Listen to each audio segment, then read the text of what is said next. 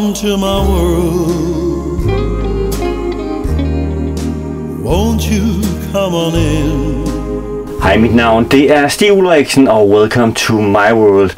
I denne uge har jeg fået besøg af en musiker. Han spiller violin, fiddler, og han er ikke her fra landet af, men han har faktisk boet her størstedelen af sit liv. Hans navn det er Glowasky. Er det korrekt udtalt?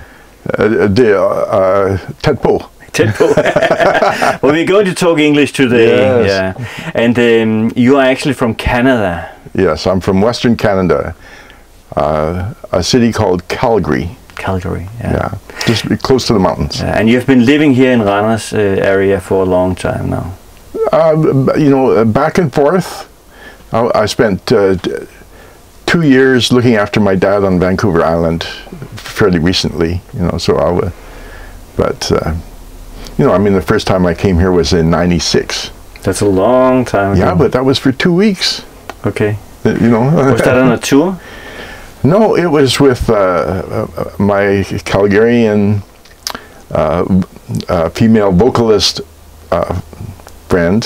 Her name was Christine McGregor, and she was with her partner, another girl from Calgary called Pat Hatherley.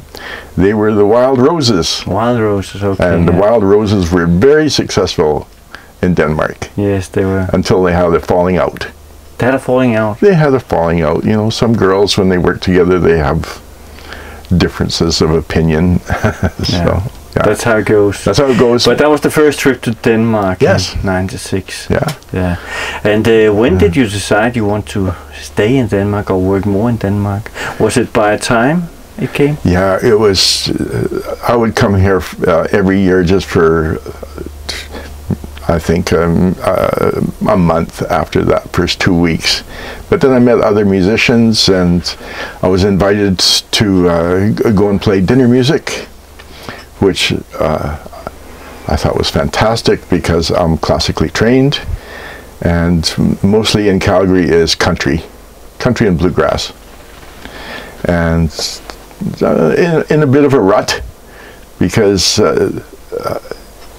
when you're classically trained, you want to play more than just, say, country. Nothing wrong with country. I love country, but you know, when you can play Tango Jealousy, for instance, and everybody wants to hear Orange Blossom Special, you know, you maybe want to do something else. Yeah. It's also good to try different things, right? Oh, it's nice to have variety. Yeah, when you make a living out of playing your instrument, you know, unless you're fantastic at a certain genre, then it's better to be versatile. Yeah. But you stayed in Denmark for a long time. When did you decide that you want to stay in Denmark? You know, not just coming here on a tour every year, but decided to find a place to stay. Yeah, so around 2003, we decided to come and help my wife out with her elderly mother. And I thought that was okay. Your wife's from Denmark? Yes. Yeah. Annalisa. And so we lived with her mom, and it was nice. We helped her out. She had you know, a nice cozy place in Stavenstrup. Probably didn't say it right, but it's hard. It's hard for me to say Danish names. Yeah. But anyways, it was great because I was playing with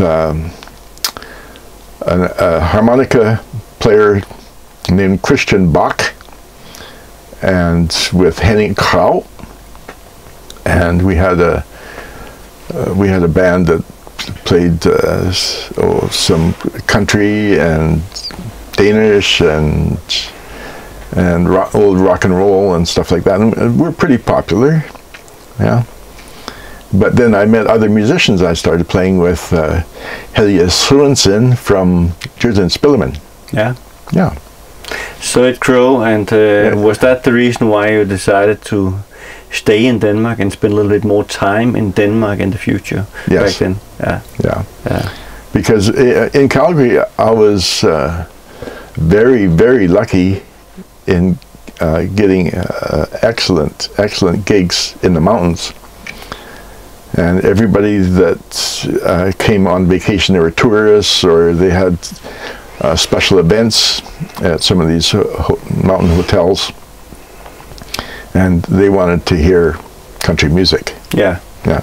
So, and that was fine. Got paid quite well, and it was always nice to make that hour drive into the mountains. It was fantastic. You know, the scenery is fantastic going to work. Yeah. And then we played a lot of jobs at the Banff Springs Hotel, and some of them were classically oriented. I played in a string quartet, and some were country music, or just played a medieval event. The fellow that hired me turned out to be a very good friend, very supportive. Yeah. And he had me dressed up and playing a little bit of mandolin. I had a pot-bellied mandolin and just playing, you know, some Telemann or some classical stuff, or just scales. Yeah, so because people came along quickly. Yeah. Nobody was listening anyways. Okay. You know, they were all, you know, in this fantastic hotel. Yeah. Yeah, having some nice hors d'oeuvres and you know, soaking up the scenery, and if it was a medieval night, they had a king of the court kind of thing that they picked out, usually the CEO of the company, right? And yeah. Anyways, long story. So it's good time. But what was to go a little bit back to things about Denmark, what was the biggest surprise playing in Denmark and living in Denmark compared to Canada? Because Canada is a wonderful, wonderful country. Oh yeah, for sure. What I love playing dinner music. Yeah, I really love playing dinner music, and so when I met Martin Pedersen and Geir Jonevik, yeah. I saw them on the streets playing during Ranazua, and I asked a friend of mine, said, how do you say, can I play some tunes with you? Can I play with you? Må jeg spille med dig? So I practiced it for 5 minutes, and then I went up to Martin and Geir. Må jeg spille med dig? And they looked at me and said, yeah, come on. And so we became fast friends, and I played dinner music and lots of gigs with Martin and Geir over the years. Yeah, but let's go a little bit back, and we are coming back to your music now, but also the people that you have been playing with. But if we go back to your early life, to your childhood, when did the interest in music start for you? We come from a family of immigrants, of course, and it's amazing that at the time they went, you know, to the wilds of northern Alberta and started homesteading, you know, and that's just only like a few generations ago. And so my uncle on my mom's side, he was quite a character, and he loved to play the fiddle, you know. And so when I was young, we would go up and visit them on the farm there, and he would be trying to play some tunes, some fiddle tune, and he made the most expressive yeah. gestures, you know, in his facial gestures, you know, and you know, some of them were like contorted almost, because he was like in pain because he couldn't play it properly, you know. But anyways, that was kind of the start of that, and I just kept asking my mom, I want to take violin lessons when we get back home. Can I have violin lessons? So I started classical violin when I was 8. And did you have a music teacher, or was it your uncle? Yes, some very good ones. Yeah. And I kept up with the classical, and maybe played a few fiddle tunes, but you know, just for my family. But I really got into classical. I have my Bachelor of Music from the U of C, University of Calgary. So So you kept playing the fiddle all the time, and also when you were sitting home alone, you were playing the fiddle, not sitting and watching anything on television or reading books or out playing football or things like that. Oh no, I had pretty diverse life, I think. But I didn't mind practicing because I knew that I was just going to get better from it, you know. And I had some very good teachers along the way, you know. So, you know, my teacher in university, she had a doctorate from Paris Conservatory, and she had a real Stradivarius. So, did she let you try to play that? She did. Okay, that's amazing. Yeah, so that was fantastic. Yeah, she was quite a lady, and I learned a lot from her. Yeah. Yeah. And what about school? Were you good in school? Did you pay attention to the teachers and things like that? You know, I was good with my music programs. Some of the other electives, they're called,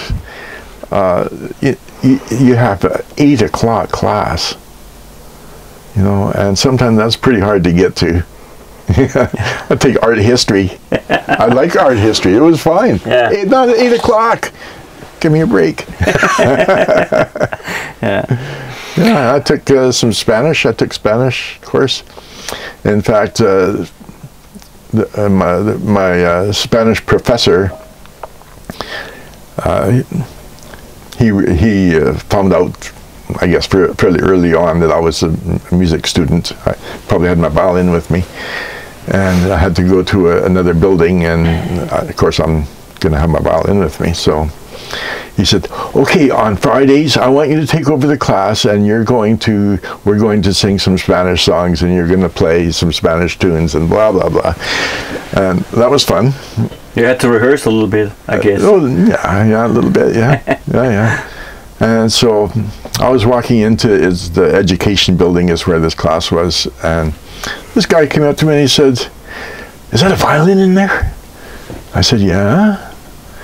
He said, we need a fiddle player in our bluegrass band. Are you interested?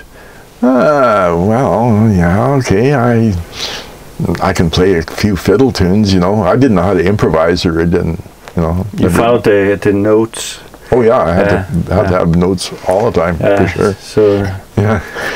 So I started playing in this bluegrass band. But then you had to improvise, or what? Oh yeah, I had to learn how to improvise. Yeah. Was that tough? Well, you know, it's something that you have to do. Improvising is knowing the chords, hearing the chords, and getting an idea of what to play that you know, enhances the song. And if it's a solo, then you go for it, right, as well as you can. If you don't know how to improvise properly, not properly, but you know, if you don't have that much experience, then you play it safe. Just play the melody and maybe fool around with the melody a little bit, but you know, you're not going to go too far afield. Okay, so it's not that difficult for you to start improvising when you have been used to looking at the notes all the time. Yeah. What about your parents? Were they just agreeing on that music was your way in life, or did they thought that you had to take some kind of education to do a real job? Yeah, real job. Yeah, so my mother was totally with me. You know, she would come down to Calgary and go to concerts, and actually I found an 8mm videotape from long ago with me conducting. Okay. Yeah. So that's great to have. That's fantastic. And it's good to bring memories alive again. Oh, it's absolutely amazing. That was a long time ago. And then, you know, to see some of my friends that I haven't seen for 40 years. Yeah, fantastic. Yeah. So your way was ahead of you. You just had to follow the music, where the music led you, play and do concerts. You know, there was never any asking about that you have to have a real job. You could just follow the music. Well, my field of study was school music. That was, I have a Bachelor of Music majoring in school music, so that means I could be a teacher. But you never were, or? I went through 1 year of student teaching with a friend of mine, and then they changed the rules so that you had to have 1 more year to be able to teach in the schools. And I thought, I'm done. That was already 5 years. That was already 5 years at university, right? And they wanted me to go for another year so I could teach in the schools. I said, no, maybe not. You know? So you decided to go all in and have focus on the musical career. Yeah. I had, like, at the end of my university career, I got a job in a Russian restaurant. Okay. Yeah, playing table-to-table strolling violins with my Russian friend, Igor Machalov, who escaped from Russia in the 70s, I guess it was. And he got a job with the orchestra, the symphony. And he phoned me up one time and he said, there's a Russian restaurant starting up in Calgary and they need strolling violins. I think we could do it. And he was very, very talented, very, very good violinist, and also a good arranger, right? So he arranged hours and hours of music that we could stroll around to. I had to memorize the second violin part, right? But he would play some gypsy music, and then I would play guitar, and we played twin mandolins. And, you know, it was very successful. We played there 5 nights a week for a year. Okay. Yeah. And that must have been totally different compared to playing in some symphonic orchestra. Yes. You know, everything has to be stringed, you know, into... Yeah. But it must also have been fun, just being on yourself and just doing what you like to do. Yeah, well, yeah, because we made really good money. We went in... He said... my friend Igor said, how much do you think we should charge? I said, well, look at this place. You know, they want strolling violins. It's going to take a lot of work to be able to do this, you know. I said, we should, you know, go for the gusto, and we did, and they said yes. So we made really good money for the time, you know. That's great. It was fantastic. But at the same time, I was playing in the bluegrass band, just kind of, you know, some university gigs and some little pubs and stuff. And then I got a call from some friends of mine through the bluegrass world. They said, how would you like to go to Toronto with us? We're representing Calgary at Grey Cup. Grey Cup is like the Super Bowl of Canadian football. Grey Cup is like the trophy at the end. Yes, okay. So they were just a duo, and so they wanted me to have me along. They heard me play, and they said, yeah, it'd fit in. And so that was the start of a really nice, long relationship with the Calgary and Calgary Stampede and all the different promotion organizations in Calgary. You have a picture also here. Is that from? Where is that from? Yeah, that's from the Saddle Dome, where the Calgary Flames play. They're a professional NHL team. So through this the Stampede connection, they said, we have an organist that plays at the games, but wouldn't it be nice to have a fiddle player? Because it's Calgary, it's Western. Yeah. And so I got a phone call, and they said, we have our wireless system. You're going to be on headphones, and if there's a commercial or icing, if you know anything about hockey, you know what icing is, yeah? Yeah. And then we need 30 seconds of fiddle music. And so I did that for 3 years, and it was It was great. Yeah. It's a big audience. 19,000 people. Yeah. Yeah. 19,000 people. That's a lot. It was fantastic. Yeah. Yeah, for sure. So it kind of took me out of anonymity. You know, nobody knew You at that time, but they start knowing you after playing for so many. Yeah, because the city of Calgary, their newspaper came out, and they said, Calgary has a flamin' fiddler. That's where your name came from. That's where my name came from. Yeah, and you stick with that ever since. Yeah. That's a good name. Yeah, for sure. Yeah, why not? Yeah. Yeah, because my website is flaminfiddler.com. Yeah. My email is the same. Yeah. It's a good name, and it's easy to remember. So that's good. But what did you do in your career then? From then off, you played here, and until that you came to Denmark, or what happened?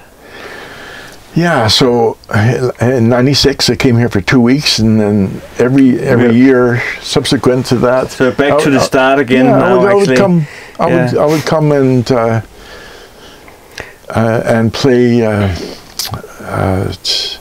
different festivals with different people, and it just got more and more and more. And then I met my wife, and she's came to Calgary with me for 3 years. So we lived in Canada for 3 years before she said, I have to go back to Denmark and look after my aging mother. So I said, okay, let's do it. So we are back to the very beginning the program, actually. Yeah. And when you came to Denmark, did you also did studio recordings with artists? Yes, I did. Yeah.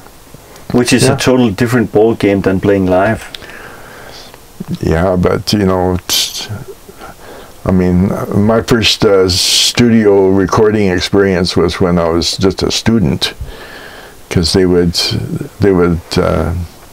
phone around to the musicians union saying, do you have some young guys that would like to come in here and do some string backup, and you just go in and everything's written out already. These were for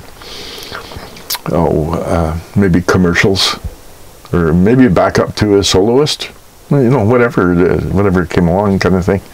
So I guess pretty early I had that experience of being in a recording studio. And then after a while, coming to Denmark, I have lots of friends here that are musicians, and so I got a call to go and do a recording at Makverket. That was Morten Kjeldsen's studio. Yeah. In the old days. Yeah. So I did lots of recordings there. And Morten Kjeldsen is a very popular guitar player. Yeah, he played all kinds of music instruments, actually. Yes, and piano and bass. Yeah. He can do all of it. Fantastic musician and a great guy. Yeah, he is. Yeah. So you went there and recorded, or? Yeah, recorded, and I recorded for other people. Frank Rubino, Heatherland. I could go on. Quite a few, lots of people, and of course at this time I met Helge Sørensen and started playing in Drizzt & Spillerman band. Yeah.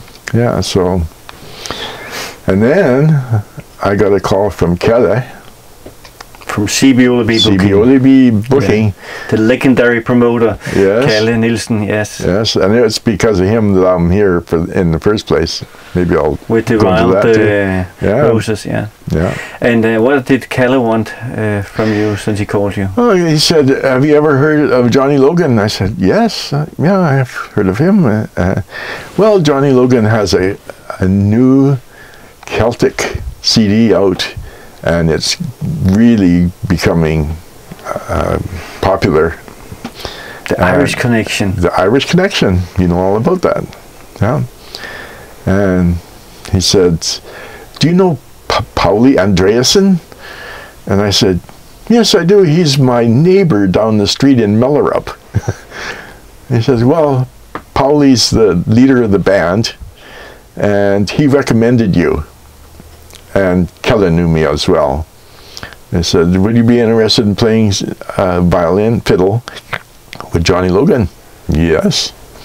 So I went and had an audition. I learned his material, and got the job. So I worked with Johnny Logan for 3 years, touring all over. Yeah, it was not only Denmark, it was many countries, right? No, many countries.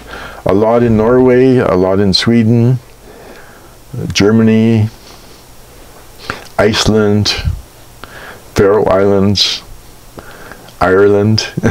Well, that's great. Yeah, Austria. Yeah, it's good experience. Oh, yeah. That's what I wanted to do, actually. Yeah. I thought, in my career, it would be so nice to work with a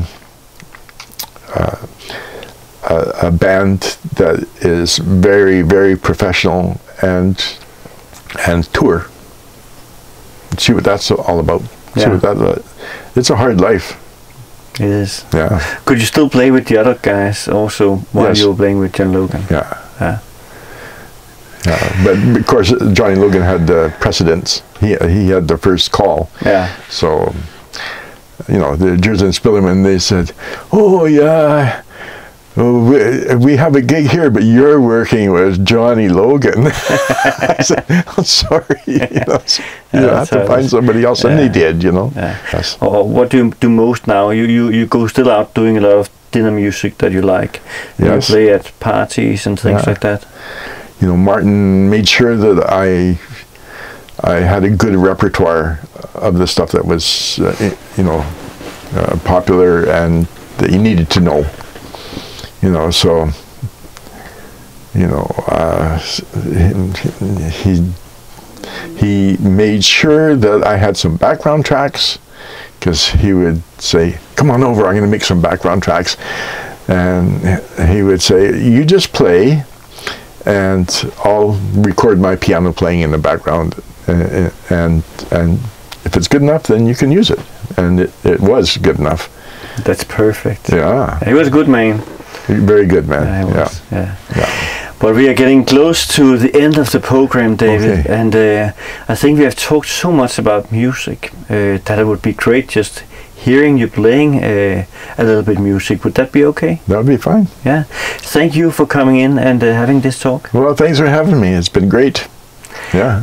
Og til jer derude vil jeg gerne sige tusind tak, fordi I valgte at kigge med. Jeg håber at se jer alle sammen tilbage igen i næste program, og nu kan jeg altså lytte lidt til noget violin og fiddle. Værsgo, David. Yeah, they have a red wing.